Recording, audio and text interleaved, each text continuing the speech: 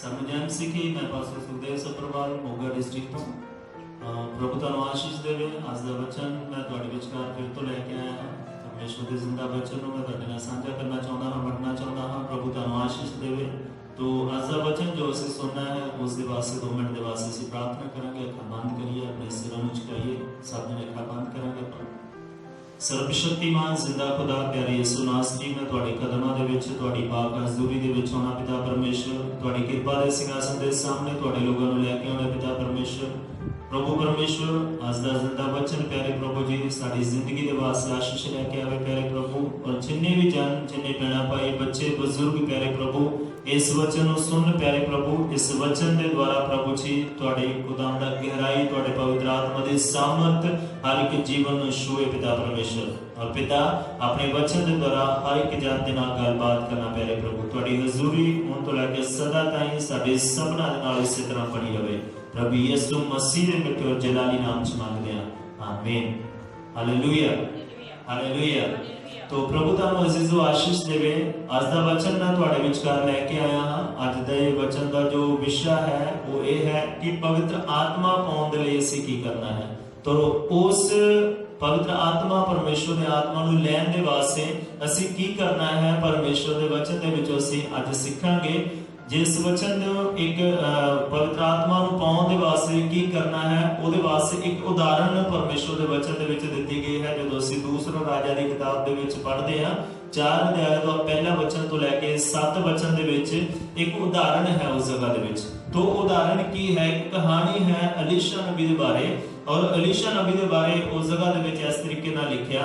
जदों असीं रब दे पाक वचन नूं सुणदे हां, पढ़दे हां, उत्थे लिखिया आया परमेश्वर दी पाक बाणी दे विच नबियां दियां पुत्रां दियां तीवियां विचों एक जणे ने एलीशा अगे दुहाई दित्ती, भाई तेरा दास मेरा पति मर गया है अते तू जानदा है भाई तेरा दास यहोवा दा भै मनदा सी।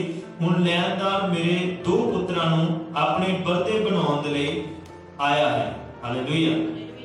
तो वचन दे विच इस तरीके नाल लिखिया आ। जदों असीं इस उदाहरण नूं पढ़दे हां, इत्थे जदों पूरा तुसीं 7 वचन तक जदों तुसीं पढ़ोगे, उत्ते लिखिया आ कि उस देवी ने आण के अपना जिहड़ा दुख है वो एलीशा नबी नूं दस्सिया। हुण एलीशा नबी दे बारे असीं जेकर पहलों तो असीं पढ़ीए, एलीशा नबी कौन सीगा?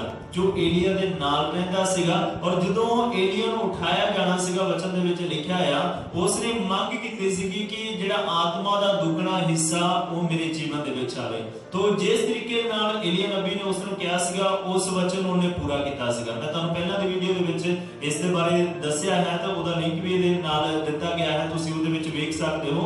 और वो जदों मसा जिहड़ा सीगा, जिस तरीके नाल एलिया उसनूं कह रहा सीगा, उसी तरह उहने कीता और आत्मा दा दुगना हिस्सा लिया। और वचन दे विच लिखिया जदों एलीशा नबी दे कोले इह औरत आउंदी आ, ओही बुद्ध, ओही पवित्र आत्मा दी जिहड़ी सामत सी, वो एलीशा नबी दे जीवन दे विच काम कर रही सी। और उहने उसनूं एक तरीका दस्सिया, कहंदा कि पहलों उहनूं पुछिया आ कि मैं तेरे वास्ते की करां। तां उसने कहा कि मेरे जिहड़े पुत्तर आ उहनूं बिरधे बनाउण दे लई, उहनूं गुलाम बनाउण दे लई जिहड़े लैंदार आ वो आ रहे आ। ते उसने कहा कि मैं मेरा जिहड़ा कर्जा आ वो मेरे सिर दे उपर चढ़िया होया। तो इस करके की आ, एलीशा नबी ने उसनूं पुछिया आ, कहंदा कि तेरे कोल तेरे घर दे विच की आ? तो उसने कहा कि कुप्पी दे विच तेल हैगा। तो एलीशा नबी उसनूं कह रहा, कहंदा कि तू अपने आंढ गुआंढ दे विच जाना, आंढ गुआंढ दे विचों खाली भांडिਆਂ ਨੂੰ तू लैके आउणा आ। हालेलुया। तो उसने एक तरीका दस्सिया कि खाली भांडे इकट्ठे करने आ, खाली भांडिਆਂ ਨੂੰ उस जगह दे विच रख लेना और अपने बूहे ਨੂੰ तू भेट लेना। ਇਹਦਾ 5 और 6 वचन पढ़ांगे ਆਪਾਂ। बड़े ध्यान ਨਾਲ सुनिए रब दे वचन ਨੂੰ। जिन्हां कोल बाइबल है ਤੁਸੀਂ खोल सकते हो अपने घरां ਦੇ ਵਿੱਚ। 5 और 6 वचन पढ़ांगे ਆਪਾਂ। ਉਹ ਜੇ ਅੱਗੇ ਚਲੀ ਗਈ ਤੇ ਆਪਣੇ ਪੁੱਤਰਾਂ ਲਈ ਬੂਹਾ ਭੇੜ ਲਿਆ ਅਤੇ ਉਹਦੇ ਕੋਲ ਲਿਆਉਂਦੇ ਗਏ ਤਾਂ ਉਹ ਲੱਦਦੀ ਗਈ। ਉਹ ਲੱਦਦੀ ਗਈ। और 4 वचन भी पढ़ांगे ਆਪਾਂ ਇਹਦਾ। ਤਦ ਉਹਨੂੰ ਅੰਦਰ ਆ ਜਾਵੇ ਤਾਂ ਆਪਣੇ ਤੇ ਆਪਣੇ ਪੁੱਤਰਾਂ ਲਈ ਬੂਹਾ ਭੇੜ ਲਵੇ ਅਤੇ ਉਹਨਾਂ ਸਾਰਿਆਂ ਭਾਂਡਿਆਂ ਵਿੱਚੋਂ ਲੱਦਦੀ ਜਾਵੇ, ਜਿਹੜਾ ਭਰ ਜਾਏ ਉਹਨੂੰ ਅੱਡ ਰੱਖ ਦੇ। तो एलीशा नबी उसनूं की कह रहा? उसने कहा कि वो भांडे लैके अपने घर दे अंदर चले जाना, बूहा भेड़ लेना और बूहा भेड़ के की करना आ, उसनूं उलगदी जाना और जिहड़ा तेल होवेगा वो भांडिਆਂ ਦੇ ਵਿੱਚ ਪਾਉਂਦੀ जाना, जिहड़ा भर जावेगा ਉਹਨੂੰ अलग रख देना है। हालेलुया। तो मैं तुहानू क्यों पुराने नियम दे विच उदाहरण कह रहा क्योंकि ये परमेश्वर दे अगे प्रार्थना करन दा एक तरीका अजीजो साडे वास्ते प्रभु यीशु मसीह ने सानू दिता है। जदों असीं नवें नियम दे विच पढ़दे हां 6 अध्याय ओदा 6 वचन मत्ती दी किताब दे विच मत्ती दी किताब 6 अध्याय दा 6 वचन दे विच जदों असीं पढ़दे हां असीं सुण लईए इस वचन नूं कि इत्थे प्रभु ने कहा है जा तू प्रार्थना करे अपनी कोठड़ी दे विच वड़ अपना बूहा भेड़ के अपने पिता तो जेड़ा गुप्त विच है प्रार्थना कर तां तेरा पिता जेड़ा गुप्त विच वेखदा है वो तैनूं की देवेगा फल देवेगा। तो अलीशा नबी ने की किया है पुराने नियम दे विच जदों असीं पढ़दे हां तू अपने बूहे नूं भेड़ लेना और भांडिਆਂ ਦੇ ਵਿੱਚ ਔਲਾਦ ਦੀ ਜਾਣਾ ਜਿਹੜਾ ਭਾਂਡਾ ਭਰੇਗਾ ਜਿਹੜਾ ਖਾਲੀ ਭਾਂਡਾ ਭਰੇਗਾ ਉਹਨੂੰ ਅਲੱਗ ਰੱਖ ਦੇਣਾ ਹੈ। ਹਾਲੇਲੂਇਆ। तो प्रार्थना करने का तरीका भी प्रभु यीशु मसीह ने सेम ऐसे तरह सानू दस्या अपनी कोठड़ी दे विच वड़ना प्रार्थना करनी है बूहा भेड़ के और बूहे नूं भेड़ के जदों तू प्रार्थना करेगा गुप्त दे विच प्रार्थना कर ते तेरा पिता गुप्त दे विच जेड़ा तैनूं वेखदा ओ तैनूं फल देवेगा। किहड़ा फल अजीजो परमेश्वर सानू देवेगा। हालेलुया। किहड़ा फल परमेश्वर सानू देना चाहुंदा मत्ती दी किताब 7 अध्याय उंदा 11 वचन असीं पढ़ांगे।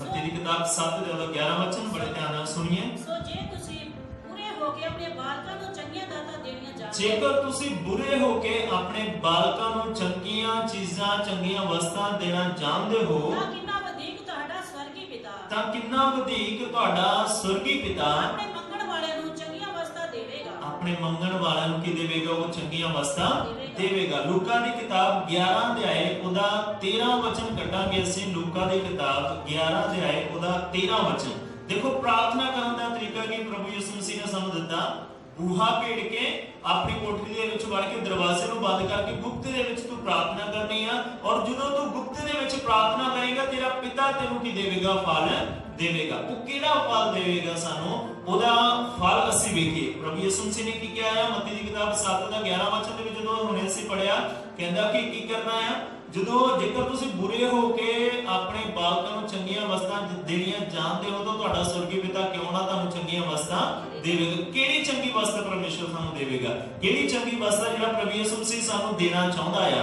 ਵੇਖੀਏ ਅਸੀਂ ਵਚਨ ਦੇ ਵਿੱਚ ਲੂਕਾ 11 ਦਾ 13 ਵਚਨ ਸੋ ਜੇ ਤੁਸੀਂ ਬੁਰੇ ਹੋ ਕੇ ਜੇਕਰ ਤੁਸੀਂ ਬੁਰੇ ਹੋ ਕੇ ਆਪਣੇ ਬਾਲਕਾਂ ਨੂੰ ਚੰਗੀਆਂ ਦਾਤਾਂ ਦੇਣੀਆਂ ਜਾਣਦੇ ਆਪਣੇ ਬਾਲਕਾਂ ਨੂੰ ਚੰਗੀਆਂ ਕੀ ਲਿਖਿਆ ਹੋਇਆ ਦਾਤਾਂ ਦੇਣੀਆਂ ਜਾਣਦੇ ਹੋ ਤਾਂ ਉਹ ਸੁਰਗੀ ਪਿਤਾ ਕਿੰਨਾ ਵਧੇਕ ਆਪਣੇ ਮੰਗਣ ਵਾਲਿਆਂ ਨੂੰ ਪਵਿੱਤਰ ਆਤਮਾ ਦੇਵੇਗਾ। ਕਿੰਨਾ ਵਧੇਕ ਆਪਣੇ ਮੰਗਣ ਵਾਲਿਆਂ ਨੂੰ ਕੀ ਦੇਵੇਗਾ ਪਵਿੱਤਰ ਆਤਮਾ ਦੇਵੇਗਾ। Hallelujah hallelujah. ਕਿਉਂਕਿ ਵਚਨ ਚ ਅਜ਼ੀਜ਼ੋ ਲਿਖਿਆ ਆ ਮੰਗੋਗੇ ਤੇ ਤੁਹਾਨੂੰ ਦਿੱਤਾ ਜਾਵੇਗਾ। ਜਦੋਂ ਤੁਸੀਂ ਮੰਗੋਗੇ ਜਦੋਂ ਤੁਸੀਂ ਪਿਆਸ ਦੇ ਨਾਲ ਮੰਗੋਗੇ ਤੇ ਪਰਮੇਸ਼ਰ ਕੀ ਕਰੇਗਾ ਉਹ ਸਾਨੂੰ ਦੇਵੇਗਾ। ਹਾਲੇਲੂਇਆ।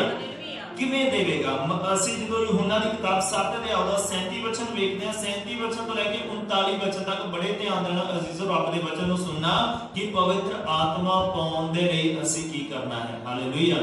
ਜੇਕਰ ਤੁਸੀਂ ਪਵਿੱਤਰ ਆਤਮਾ ਦੀ ਖੋਜ ਕਰ ਰਹੇ ਹੋ ਜੇਕਰ ਤੁਹਾਨੂੰ ਚਾਹੀਦਾ ਹੈ ਪਰਮੇਸ਼ਰ ਦਾ ਪਵਿੱਤਰ ਆਤਮਾ ਜੇਕਰ ਤੁਸੀਂ ਚਾਹੁੰਦੇ ਹੋ ਕਿ ਪਵਿੱਤਰ ਆਤਮਾ ਤੁਹਾਡੇ ਜੀਵਨ ਦੇ ਵਿੱਚ ਆਵੇ ਪਵਿੱਤਰ ਆਤਮਾ ਤੁਹਾਨੂੰ ਚਲਾਵੇ ਜਦੋਂ ਤੁਸੀਂ ਚੱਲੋ ਪਰਮੇਸ਼ਰ ਦੇ ਵਿੱਚ ਤਾਂ ਹਰ ਸਮੇਂ ਪਵਿੱਤਰ ਆਤਮਾ ਦੀ ਗਾਈਡੈਂਸ ਜਿਹੜੀ ਆ ਤੁਹਾਡੇ ਜੀਵਨ ਦੇ ਵਿੱਚ ਰਵੇ। ਹਰ ਸਮੇਂ ਪਰਮੇਸ਼ਰ ਦਾ ਪਵਿੱਤਰ ਆਤਮਾ ਜਿਵੇਂ ਇਸਰਾਏਲੀਆਂ ਦੇ ਨਾਲ ਜਿਹੜਾ ਪਰਮੇਸ਼ਰ ਸੀਗਾ ਉਹ ਬੱਦਲ ਦਾ ਥੰਮ ਬਣ ਕੇ ਉਹਨਾਂ ਦੇ ਨਾਲ ਚੱਲਦਾ ਸੀ। ਜੇਕਰ ਤੁਸੀਂ ਚਾਹੁੰਦੇ ਹੋ ਕਿ ਪਰਮੇਸ਼ਰ ਦਾ ਪਵਿੱਤਰ ਆਤਮਾ ਤੁਹਾਡੇ ਨਾਲ ਚੱਲੇ ਤਾਂ ਇਹਨਾਂ ਵਚਨਾਂ ਨੂੰ ਬੜੇ ਧਿਆਨ ਨਾਲ ਸੁਣੀਏ। ਅਸੀਂ ਇਹਨਾਂ ਵਚਨਾਂ ਦੀ ਅਸੀਂ ਕੀ ਕਰਨੀ ਆ ਇਹਨਾਂ ਵਚਨਾਂ ਦੀ ਪਾਲਣਾ ਕਰਨੀ ਆ। ਹਾਲੇਲੂਇਆ। ਪ੍ਰਭੂ ਨੇ ਪ੍ਰਾਰਥਨਾ ਕਰਨ ਦਾ ਤਰੀਕਾ ਦੱਸਿਆ ਜਿੱਦਾਂ ਅਲੀਸ਼ਾ ਨਬੀ ਨੇ ਕੀ ਕੀਤਾ ਸੀਗਾ ਉਸ ਔਰਤ ਨੂੰ ਕਿਹਾ ਸੀਗਾ ਆਪਣੇ ਔਰ ਆਪਣੇ ਪੁੱਤਰਾਂ ਦੇ ਦਰਵਾਜ਼ਾ ਭੇੜ ਕੇ ਖਾਲੀ ਭਾਂਡੇ ਲੈ ਕੇ ਉਹਨਾਂ ਦੇ ਵਿੱਚ ਔਲਾਦ ਦੀ ਜਾਣਾ ਔਰ ਜਿਹੜਾ ਭਾਂਡਾ ਭਰੇਗਾ ਉਹਨੂੰ ਸਾਈਡ ਤੇ ਉਹਨੂੰ ਅਲੱਗ ਰੱਖ ਦੇਣਾ ਹੈ। ਹਾਲੇਲੂਇਆ। ਔਰ ਜਿਸ ਤਰੀਕੇ ਨਾਲ ਅਲੀਸ਼ਾ ਨੇ ਕਿਹਾ ਸੀਗਾ ਉਸੇ ਤਰ੍ਹਾਂ ਉਸ ਔਰਤ ਦੇ ਜੀਵਨ ਦੇ ਵਿੱਚ ਹੋਇਆ ਕਿਉਂਕਿ ਉਹਨੇ ਉਸ ਦੀ ਗੱਲ ਨੂੰ ਸੁਣਿਆ ਪਰਮੇਸ਼ਰ ਦੇ ਦਾਸ ਦੀ ਗੱਲ ਨੂੰ ਸੁਣਿਆ ਰੱਬ ਦੇ ਬੰਦੇ ਦੀ ਗੱਲ ਨੂੰ ਉਹਨੇ ਸੁਣਿਆ ਸੀਗਾ ਔਰ ਕੀ ਹੋਇਆ ਉਹਦੀ ਜ਼ਿੰਦਗੀ ਦੇ ਵਿੱਚ ਕੀ ਪਰਮੇਸ਼ਰ ਨੇ ਕੀਤਾ ਆ ਜਿਸ ਤਰੀਕੇ ਨਾਲ ਉਹਨੂੰ ਕਿਹਾ ਗਿਆ ਉਹਨਾਂ ਸ਼ਬਦਾਂ ਦੀ ਉਹਨਾਂ ਵਚਨਾਂ ਦੀ ਉਹਨੇ ਪਾਲਣਾ ਕੀਤੀ ਆ ਔਰ ਉਸ ਘਰ ਦੇ ਵਿੱਚ ਪਰਮੇਸ਼ਰ ਨੇ ਵੱਡਾ ਚਮਤਕਾਰ ਕੀਤਾ।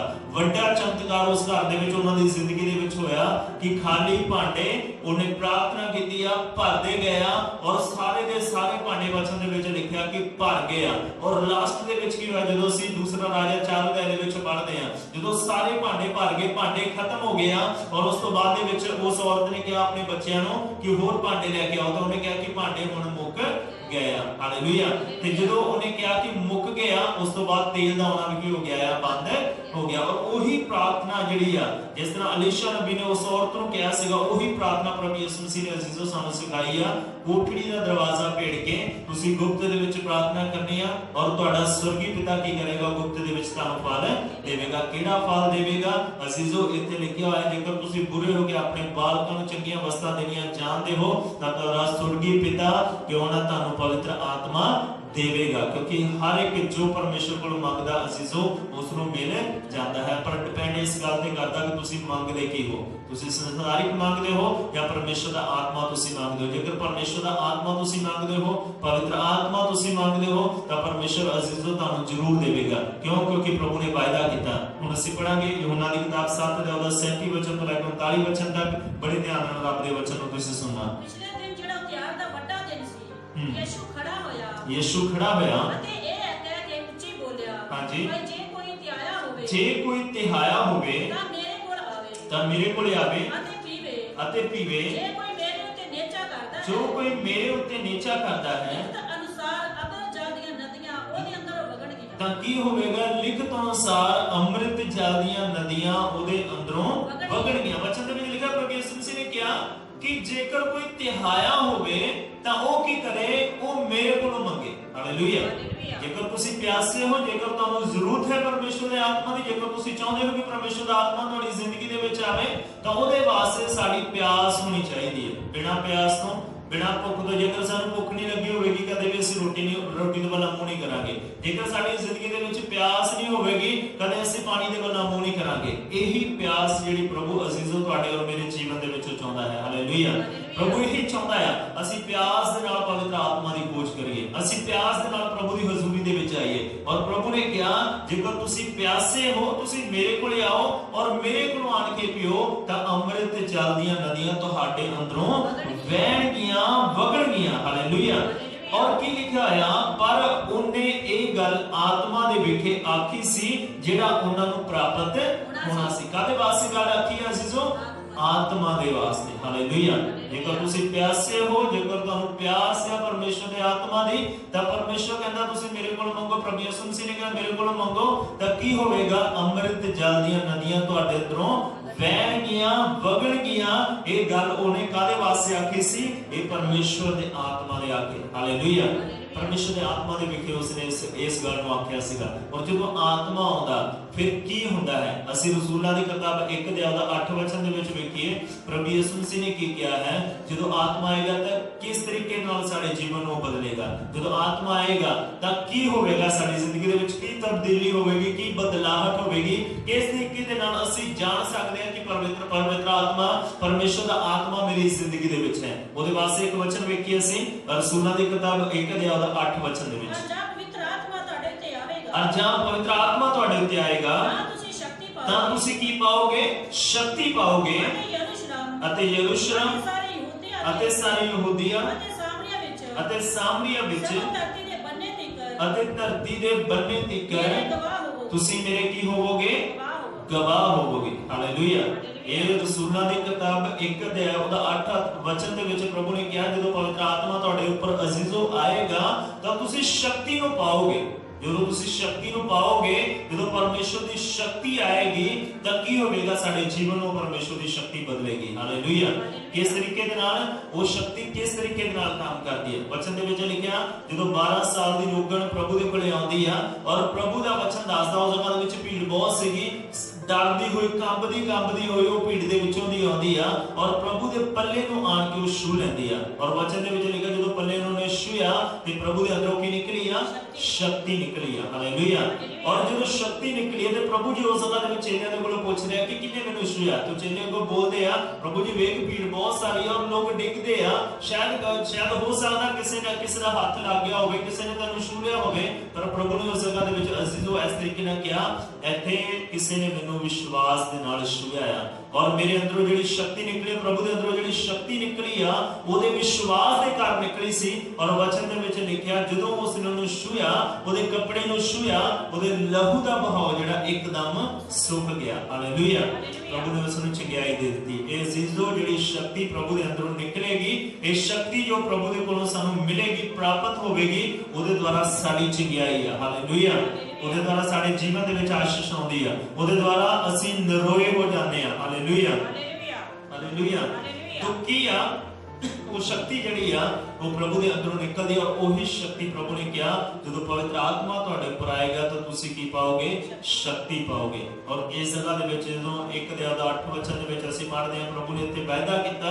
ਔਰ ਜਦੋਂ 2 ਅਧਿਆਇ ਦੇ ਵਿੱਚ ਰਸੂਲਾਂ ਦੇ ਕਿਰਦਾਰ ਦੇ ਵਿੱਚ ਅਸੀਂ ਪੜ੍ਹਦੇ ਹਾਂ, ਲਿਖਿਆ ਕਿ 120 ਜਣੇ ਇੱਕ ਜਗ੍ਹਾ ਦੇ ਵਿੱਚ ਇਕੱਠੇ ਸੀ।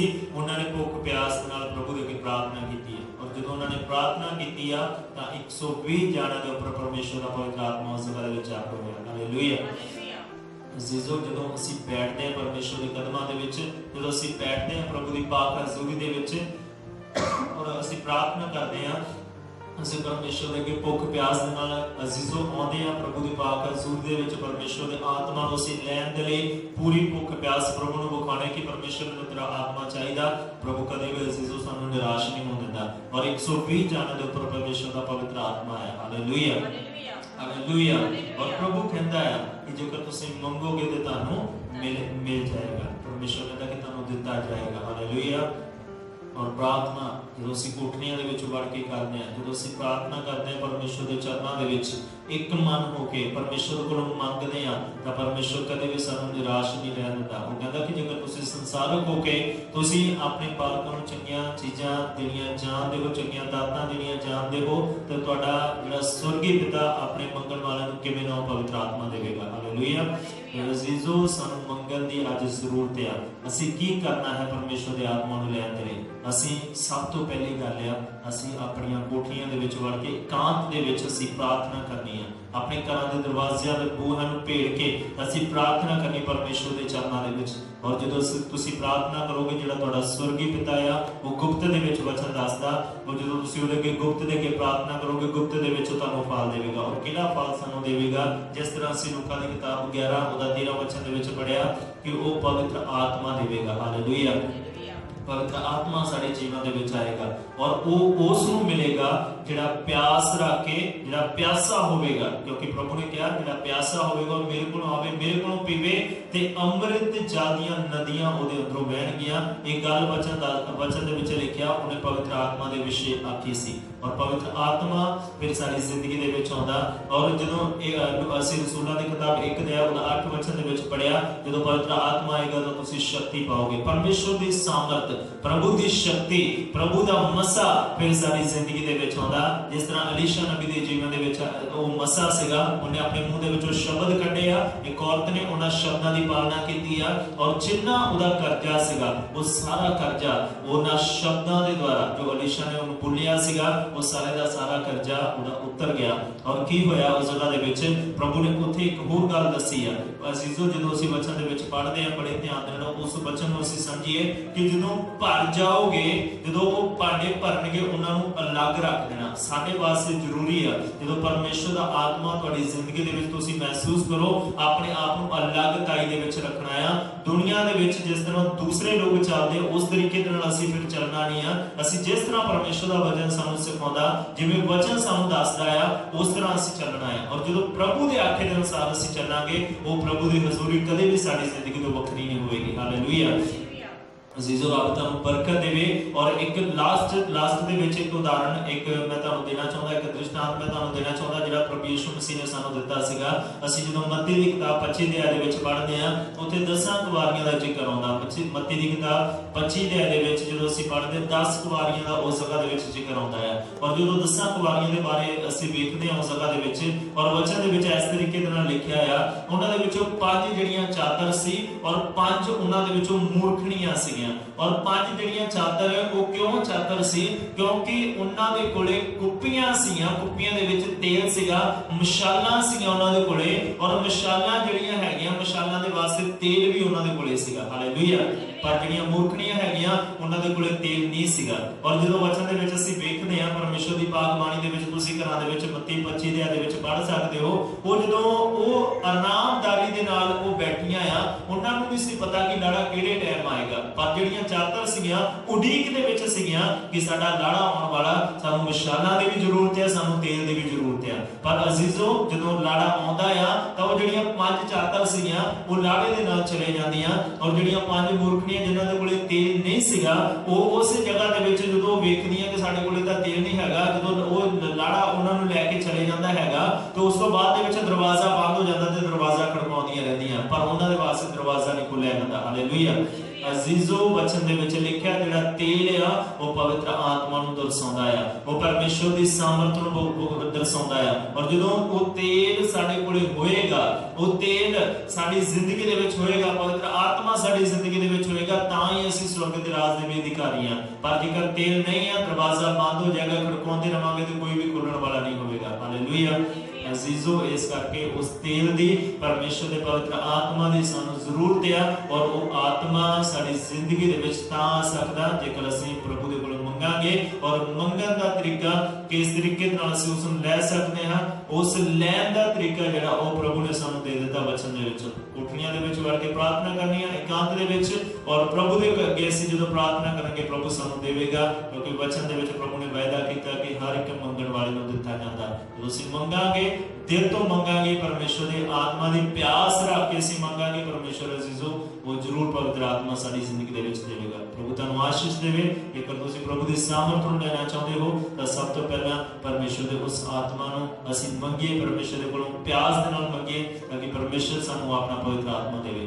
ਰੱਬ ਤੁਹਾਨੂੰ ਆਸ਼ੀਸ਼ ਦੇਵੇ। ਪ੍ਰਭੂ ਜ਼ਰੂਰ ਇਸ ਵਚਨ ਦੇ ਨਾਲ ਤੁਹਾਡੇ ਨਾਲ ਗੱਲ ਪਰਮੇਸ਼ਰ ਨੇ ਕੀਤੀ ਹੋਈ ਹੈ। ਸਾਡਾ ਵਿਸ਼ਵਾਸ ਹੈ ਕਿ ਪ੍ਰਭੂ ਤੁਹਾਡੇ ਨਾਲ ਬੋਲਿਆ ਹੋਵੇਗਾ, ਔਰ ਇਸ ਵਚਨ ਨੂੰ ਤੁਸੀਂ ਜ਼ਰੂਰ ਪੜੋ ਘਰਾਂ ਦੇ ਵਿੱਚ, ਔਰ ਇਸ ਵਚਨ ਦੇ ਵਿੱਚ ਤੁਸੀਂ ਮਗਨ ਹੋ, ਅਮਲ ਕਰੋ ਇਸ ਵਚਨ ਦੇ ਉੱਪਰ, ਔਰ ਇਸ ਵਚਨ ਦੇ ਵੱਲ ਧਿਆਨ ਤੁਸੀਂ ਕਰੋ। ਔਰ ਜਦੋਂ ਤੁਸੀਂ ਵਾਰ-ਵਾਰ ਇਸ ਵਚਨ ਨੂੰ ਪੜੋਗੇ, ਪਰਮੇਸ਼ਰ ਦਾ ਆਤਮਾ ਜ਼ਰੂਰ ਤੁਹਾਡੀ ਜ਼ਿੰਦਗੀ ਦੇ ਵਿੱਚ ਕੰਮ ਕਰੇਗਾ। ਹਾਲੇਲੂਇਆ।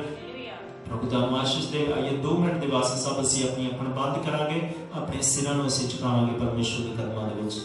ਪਿਆਰੇ ਯਿਸੂ ਨਾਸਰੀ, ਖੁਦਾਵੰਦ ਯਿਸੂ, ਪ੍ਰਭੂ ਮੈਂ ਤੁਹਾਡੇ ਕਦਮਾਂ ਦੇ ਵਿੱਚ, ਤੁਹਾਡੀ ਪਾਕ ਹਜ਼ੂਰੀ ਦੇ ਵਿੱਚ ਆਉਂਦਾ ਹਾਂ।